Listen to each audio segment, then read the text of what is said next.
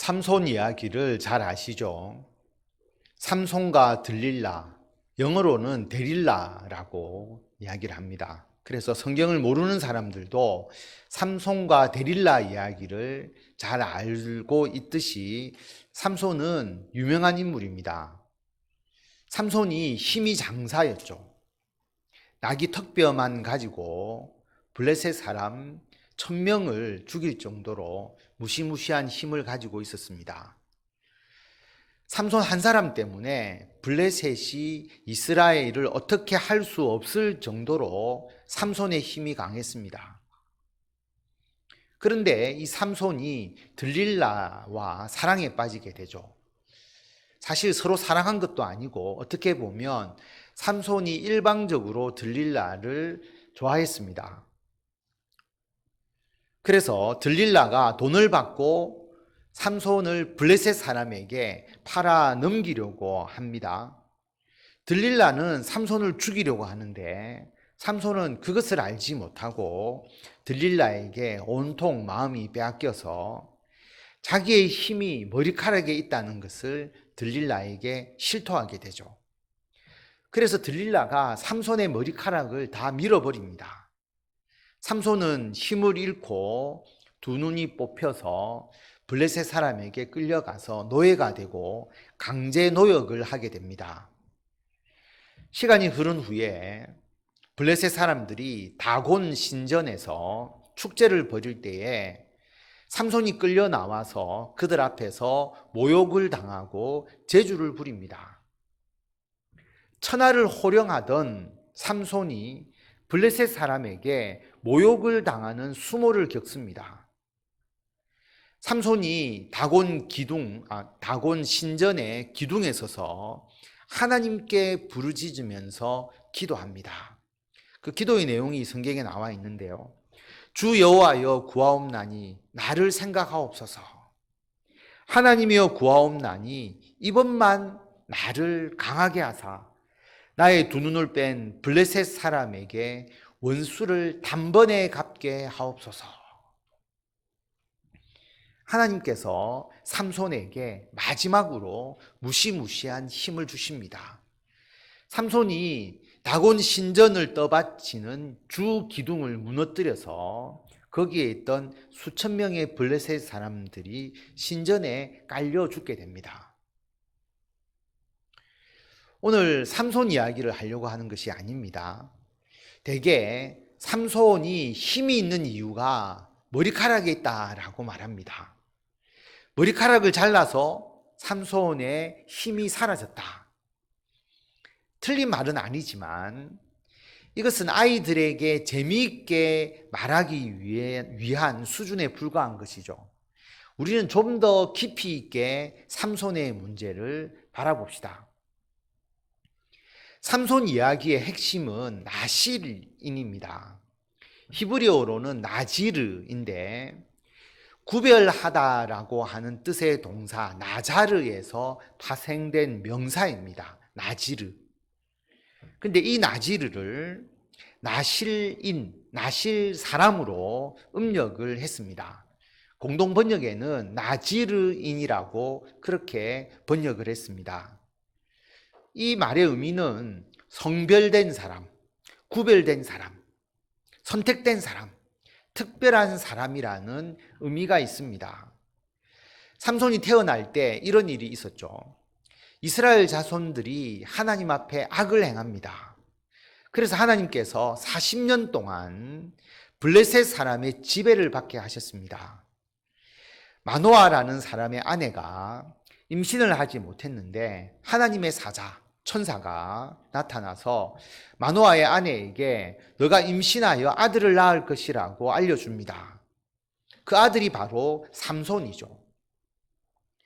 그런데 이 마노아의 아내는 임신할 때 포도주와 독주를 마시지 않아야 했고 어떤 부정한 것도 먹지 않아야 했습니다. 뿐만 아니라 사사기 13장 5절에 보면 보라 내가 임신하여 아들을 낳으리니 그의 머리 위에 삭도를 대지 마라. 머리카락을 자르지 말라는 거죠. 요즘 같으면 가위를 대지 마라 그렇게 말했을 겁니다.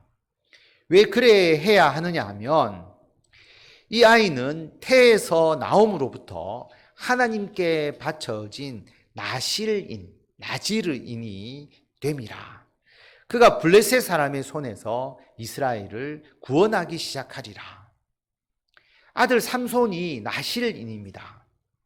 나실인이라는 것은 하나님께 특별히 구별된 사람이잖아요.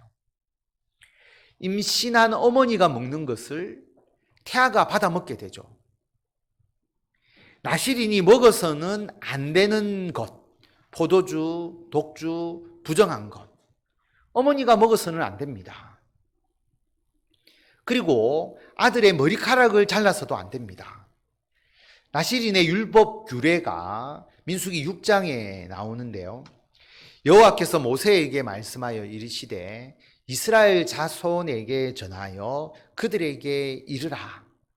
남자나 여자가 특별한 서원, 곧 나실인의 서원을 하고 자기 몸을 구별하여 여호와께 드리려고 하면, 나실인은 자기가 서원하는 겁니다. 내가 이것을 하겠습니다 라고 서원을 하고 자기 몸을 구별하여 여호와께 드리는 거죠. 남자도 할 수 있고 여자도 할 수가 있습니다.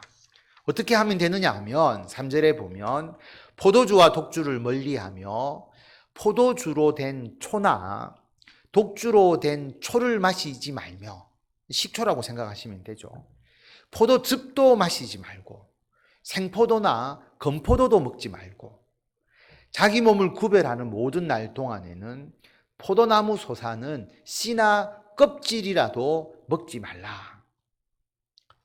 여러분, 왜 포도와 관련된 것을 아무것도 먹지 못하게 하셨을까요? 나실인은 포도주와 독주를 마시지 않아야 합니다. 그런데 여러분, 포도주와 포도즙의 차이가 무엇일까요? 포도를 그냥 항아리에 모아서 오랫동안 숙성을 시키면 포도즙입니까? 아니면 포도주입니까? 만약에 포도주는 마시지 말고 포도즙은 마셔도 된다라고 그렇게 말했다면 아주 애매한 상황이 발생할 것입니다. 이거는 포도즙이야 라고 하면서 포도주를 마실 수도 있겠죠. 그 경계가 굉장히 모호합니다. 그럼 포도즙까지는 마시면 안 되고 포도 열매는 먹어도 된다. 그럼 포도즙과 포도 열매의 차이는 뭘까요? 포도 열매가 조금 뭉개져서 거기서 즙이 나오기 시작하는데 이거는 열매일까요? 즙일까요? 포도주와 독주를 마시지 않아야 하는데 포도즙은 괜찮겠지. 이건 포도 열매니까 괜찮겠지. 그러다 보면 포도주도 먹을 수 있다라고 하는 것입니다. 그래서 나실인은 아예 포도와 관련된 것은 아무것도 먹지 못하게 하셨습니다. 포도 열매조차도, 건포도도 생포도도, 씨도 껍질도. 하나님께 구별된 삶이라고 하는 것은 이렇게 엄격한 것입니다. 5절에 보면 그 서원을 하고 나실인의 서원을 하는 것이죠. 구별하는 모든 날 동안은 삭도를 절대로 그의 머리에 대지 말 것이라. 나실인 서원을 하고 자기 몸을 구별하여 여호와께 드리는 날이 차기까지 그는 거룩하기 때문에 그의 머리털을 길게 자라게 해야 된다라고 하는 겁니다. 나실인은 그 서원하는 동안 머리카락을 자르면 되지 않습니다. 6절에 보면 자기 몸을 구별하여 여호와께 드리는 모든 날 동안은 시체를 가까이 해서는 안 된다. 그의 부모, 형제, 자매가 죽은 때라도 그로 말미암아, 시체로 말미암아 몸을 더럽혀서는 안 된다. 왜냐하면 자기 몸을 구별하여 하나님께 거룩하게 드렸기 때문이다. 나실인은 시체를 가까이 하면 안 됩니다. 시체에 접촉해서는 안 되는 거죠. 왜 그렇게 해야 될까요? 8절 말씀 다 같이 우리 한 목소리로 읽겠습니다. 자기의 몸을 구별하는 모든 날 동안 그는 여호와께 거룩한 자니라. 아멘. 나실인은 하나님께 거룩한 존재이기 때문입니다. 성도 여러분, 삼손의 힘이 머리카락에 있는 것이 아닙니다. 나실인으로서 하나님께 구별된 존재로서 하나님의 사명을 행하도록 하나님께서 특별한 힘을 주셨습니다. 그런데 삼손이 그 머리카락을 잘라버린 것이죠. 하나님 앞에 거룩하게 구별된 나실인의 삶을 포기했습니다. 여인 들릴라에 빠져서 나실인으로서의 자신의 사명을 망각하고 머리를 자르게 해버린 것이죠. 그러니까 삼손이 힘을 잃었습니다. 하나님께 구별된 존재로서 살아야 하는데 스스로 그 구별됨을 지키지 못하고 세상과 타협해버리니까 하나님께서 주신 힘을 잃었습니다. 그런데 오늘 말씀을 보면 이런 상황이 삼손 시대에만 있었던 것이 아닙니다. 아모스 2장 오늘 본문 10절 말씀을 보면 내가 너희를 애굽 땅에서 이끌어내어 40년 동안 광야에서 인도하고 아모리 사람의 땅을 너희가 차지하게 하였다. 가나안 땅을 주셨잖아요. 애굽의 종살이에서 해방시키셔서 하나님의 백성, 하나님의 나라로 만들어 주셨지 않습니까? 그리고 11절에 보면 또 너희 아들 중에서 선지자를, 너희 청년 중에서 나실인을 일으켰나니 이스라엘 자손들아 과연 그렇지 아니하냐? 이는 여호와의 말씀이니라. 하나님께서 이스라엘 청년들 중에 나실인을 일으켰습니다. 하나님께서는 이스라엘 청년들을 하나님 앞에 거룩하게 구별된 존재로서 세우셨습니다. 청년들이 하나님 앞에 구별된 자가 되어야 나라의 미래가 하나님 앞에 올바로 설 수가 있습니다. 그래서 하나님께서 청년 중에서 나실인을 세우셨습니다. 그런데 이스라엘에만 나실인이 있는 것이 아닙니다. 우리들도 나실인입니다. 우리 모두가 나실인입니다.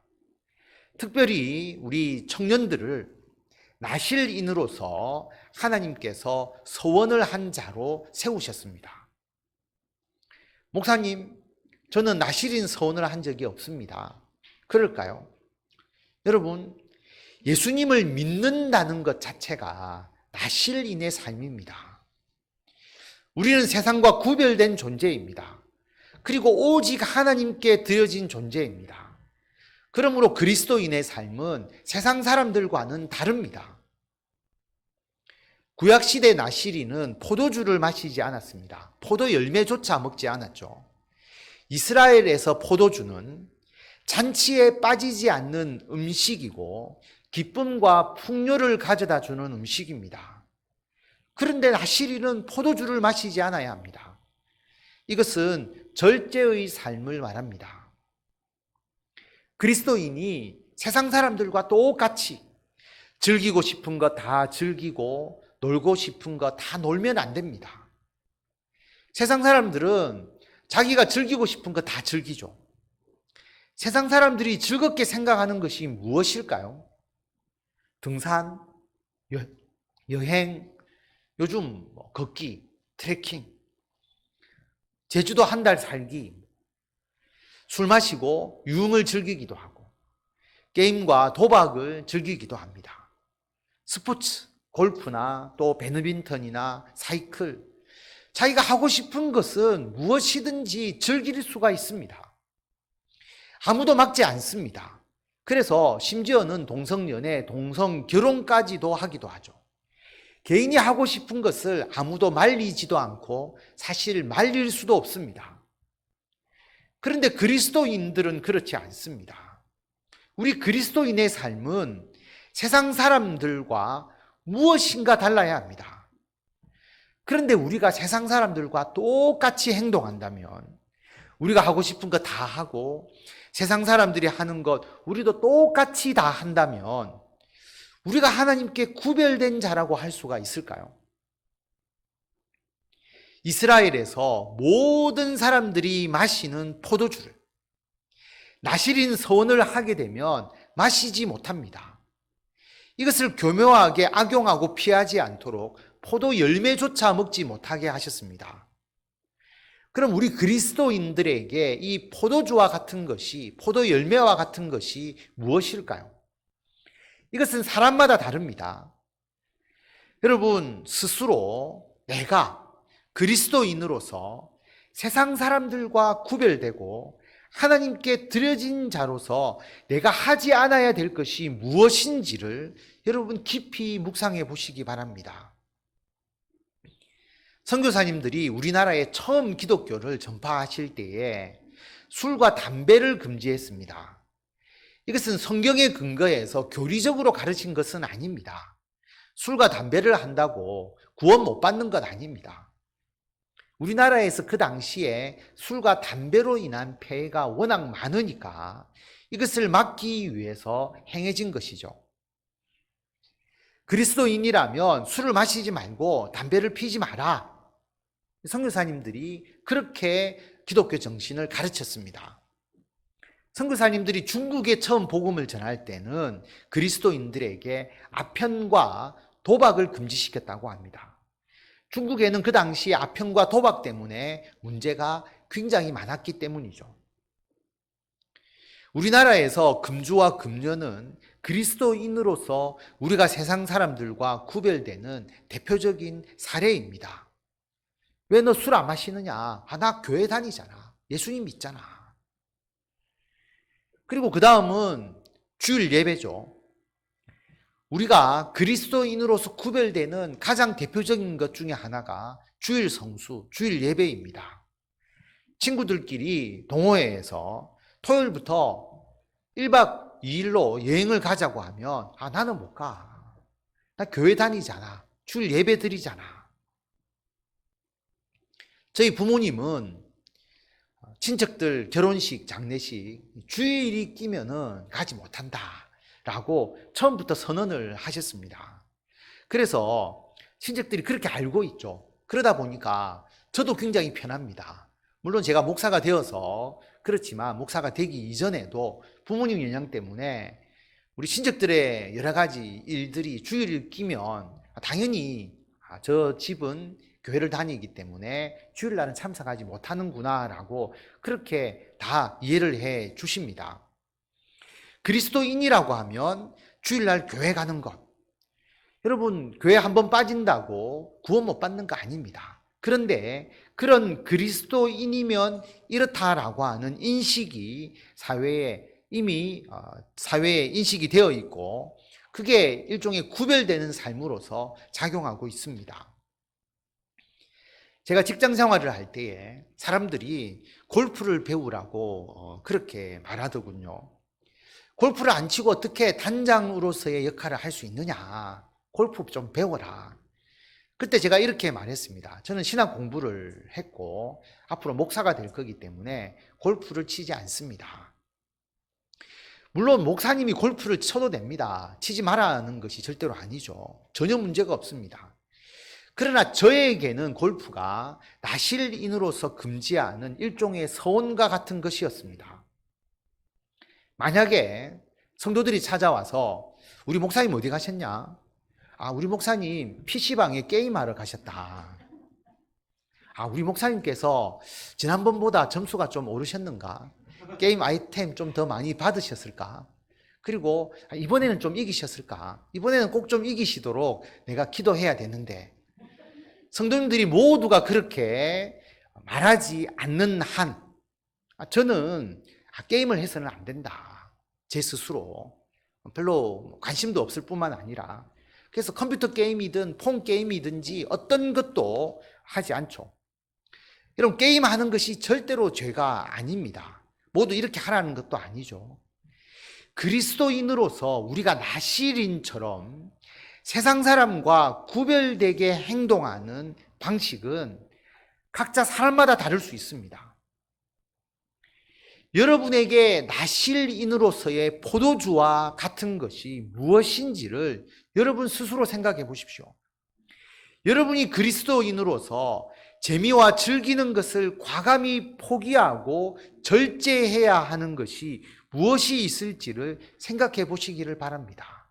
그래서 나는 그리스도인으로서 세상 사람들과 이것이 구별되게 하겠다. 그것을 결단하셔서 그것을 행하시는 성도 여러분이 되시기를 바랍니다. 또한 나시린은 시체를 만지지 않습니다.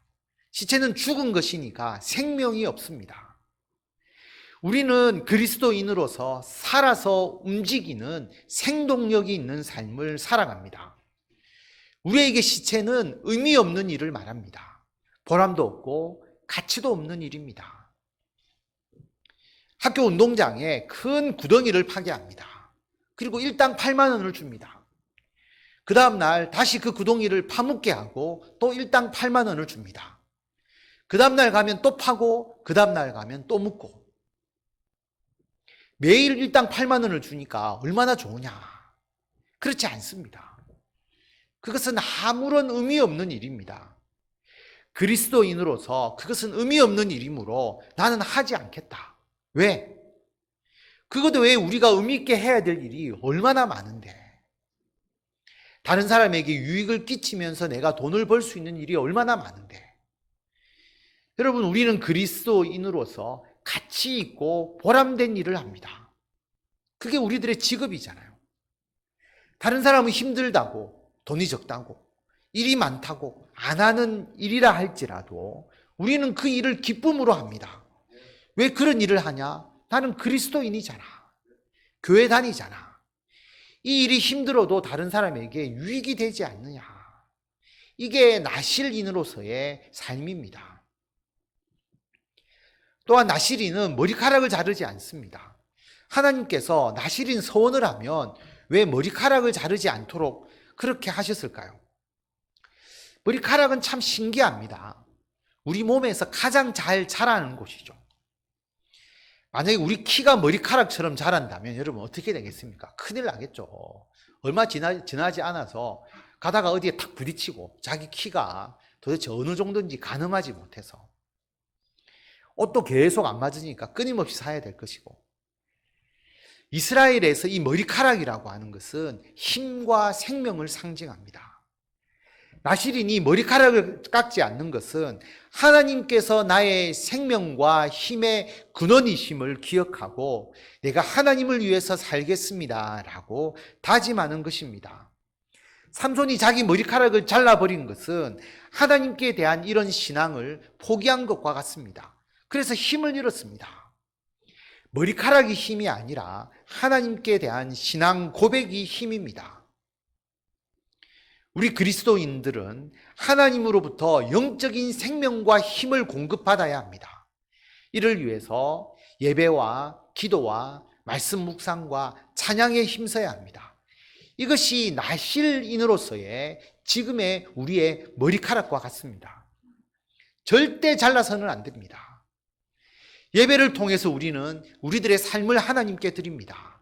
하나님께서 예배를 통해서 우리에게 힘과 은총을 부어주십니다. 기도는 하나님과의 대화입니다. 하나님께서 기도하는 우리들에게 음성을 들려주시고 하나님의 뜻을 깨닫게 해주십니다. 성경 말씀은 우리들의 삶의 등불과도 같습니다. 인생의 내비게이션입니다. 성경을 읽고 묵상할 때에 올바른 길, 복된 길, 은총과 영광의 길로 인도함을 받습니다. 찬양은 우리 삶의 윤활유와 같은 기쁨과 감사가 넘쳐나게 하고 하나님께 영광을 돌리게 합니다. 여러분, 예배, 기도, 말씀, 묵상, 찬양 절대로 중단해서는 안 됩니다. 예배와 기도와 말씀, 묵상과 찬양을 중단하는 것은 나실인이 자기의 머리카락을 잘라버리는 것과 같습니다. 예배와 기도와 말씀, 묵상과 찬양이 끊어지면 하나님께서 공급해 주시는 영적인 생명과 힘이 끊어집니다. 우리가 영적으로 힘을 잃어버립니다. 하나님께서 우리를 나실인으로 세우셔서 세상에 속하지 않고 세상과 구별되어서 오직 하나님을 믿는 신앙을 가지게 하셨습니다. 나실인의 사명을 잘 감당하시는 성도 여러분이 되시기를 바랍니다. 뿐만 아니라 하나님께서는 이스라엘 백성들의 아들 중에서 선지자를 세우셨습니다. 선지자는 하나님의 말씀을 대언하는 사람입니다. 꼭 미래의 이야기를 이야기하는 게 아니고요. 지금 현재의 이야기라고 할지라도 하나님의 말씀을 대언한다는 의미가 선지자입니다. 하나님의 말씀을 알고 선포하는 아들들, 꼭 선지자의 직분을 가지지는 않는다고 해도 다음 세대에 하나님의 말씀이 전달되어야 합니다. 다음 세대가 하나님의 말씀을 알고 선포하고 전파해야 합니다. 다음 세대도 하나님의 말씀대로 살아야 합니다. 그래서 하나님께서 이스라엘 백성들 중에 아들 중에서 선지자를 세우셨습니다. 그런데 이스라엘, 더 정확하게 말하면 오늘 말씀은 북이스라엘에 대한 말씀입니다. 북이스라엘에 심각한 문제가 있었습니다. 12절에 보면 그러나 너희가 나실 사람으로 포도주를 마시게 하며 또 선지자에게 명령하여 예언하지 말라 하느니라. 나실인의 규례를 어기게 만드는 사회적 분위기, 선지자의 사명을 행하지 못하게 하는 사회적 분위기가 만연되어 있었습니다. 성도 여러분, 북이스라엘만 그런 것이 아닙니다. 우리가 사는 지금 이 시대에도 그리스도인들이 세상 사람들과 구별되지 않도록, 우리가 세상 사람들과 똑같은 모습으로 그냥 어울려 살아가도록 사회 분위기가 그렇게 흘러갑니다. 요즘은 기독교인들이 술 마시는 문제, 금주에 대해서 별로 무감각하죠. 담배는 사회 전반적으로 금연 운동이 일어나고 있으니까 금연이 기독교인들만의 특색이라고 할 수는 없습니다. 주의를 지키는 것, 이것도 생활의 우선순위에서 점점 밀려갑니다. 늘 드리는 예배와 기도와 말씀인데 빠지면 어떠냐, 그런 분위기죠. 그런 생각이 점점 강해져 가고 있습니다. 그리스도인들도 찬양보다는 일반 가요를 훨씬 더 많이 듣고 많이 부릅니다. 그리스도인들도 세상 사람들과 똑같이 오직 돈 많이 버는 일을 해야지 하며 거기에 몰두합니다. 그리스도인들이 점점 빛을 잃어가고 맛을 잃은 소금이 되어갑니다. 그리스도인들의 생활 속에서 사랑과 희락과 화평과 오래 참음과 자비와 양성과 충성과 온유와 절제, 성령의 이 9가지 열매가 풍성하게 열리지 않습니다. 그러다 보니까 세상과 구별된 삶을 살아가는 나실인과 같은 그러한 그리스도인들은 자꾸 줄어들게 됩니다. 하나님 앞에서 거룩하게 구별되어서 결단하고 절제하는 신앙이 점점 사라져 갑니다. 특히 우리 청년들, 젊은 세대로 갈수록 나실인에게 포도주를 마시게 하여서 나실인의 서원을 중단시키게 하는 사회적 압력이 점점 거세져 갑니다. 우리 모두가, 특별히 우리 청년들이 나실인으로서 하나님 앞에 구별되기 위해서 내가 지금 무엇을 서원하고 무엇을 행해야 하는지를 깊이 묵상하시고 실천하시기를 바랍니다. 또한 지금 세상의 분위기는 북이스라엘 때처럼 선지자에게 예언을 하지 말라고 합니다. 여러분, 이런 분위기에 휩쓸리면 그리스도인들이 성경 말씀을 안 읽으려고 합니다. 성경 말씀을 안 들으려고 합니다. 성경 공부도 안 하려고 합니다. 성경 말씀을 나누지 않으려고 합니다. 거기에다가 성경 말씀을 삶의 기준으로 삼지도 않으려고 하고 성경 말씀을 따라서 행하려고도 하지 않습니다. 하나님께서 남자와 여자를 창조하셨다고 성경에 기록되어 있는데 지금은 사회적 분위기가 남자와 여자라는 생물학적인 성에서 자유롭게 하자, 성을 내가 선택하게 하자, 성경 말씀의 기준이 사라지게 되면 동성 결혼도 사실 아무런 문제가 없습니다. 성경 말씀을 따르지 않으면 우상도 없고 미신도 없고 그리고 이단도 없고 사이비도 없습니다. 모두가 똑같은 종교일 뿐이죠. 성경 말씀의 기준이 사라지면 이 세상은 저절로 우연히 생겨난 것입니다. 성경 말씀을 따르지 않으면 사람이든지 원숭이든지 도마뱀이든지 똑같은 원천에서 나왔습니다. 한 뿌리죠. 사람이라고 특별한 존재라고 할 수가 없습니다. 성경 말씀을 따르지 않으면 교회를 세우고 예수님의 양을 먹이고 전도하고 하나님의 나라를 확장하는 것에 대해서 관심을 가질 필요가 없습니다. 그리스도인들이 하나님의 말씀에 무관심해지는 시대, 그리스도인들이 하나님의 말씀을 선포하려고 하지 않는 시대, 그리고 그 말씀을 지키려고 하지 않는 시대, 특별히 성경 말씀에 점점점 무관심해 가는 청년들, 하나님께서 나시린에게 포도주를 마시게 하고 선지자에게 예언하지 말라고 하는 북이스라엘에 대해서 무시무시한 심판을 선포하셨습니다. 보라, 곡식단을 가득히 실은 수레가 흙을 누름같이 내가 너희를 누르리니. 참 비유가 어마어마하죠. 곡식단을 가득히 실은 수레가 흙을 눌려지는 것처럼 내가 너희를 누르겠다. 이 당시로는 가장 무거운 것을 표현하는 그런 비유가 아니겠습니까? 하나님의 심판의 고통이 엄청 강하게 임합니다. 그리고 엄청 눌러져 있기 때문에 피할 수도 없다라고 하는 것을 의미하는 것이죠. 결국 북이스라엘은 아수르에 의해서 멸망을 당합니다.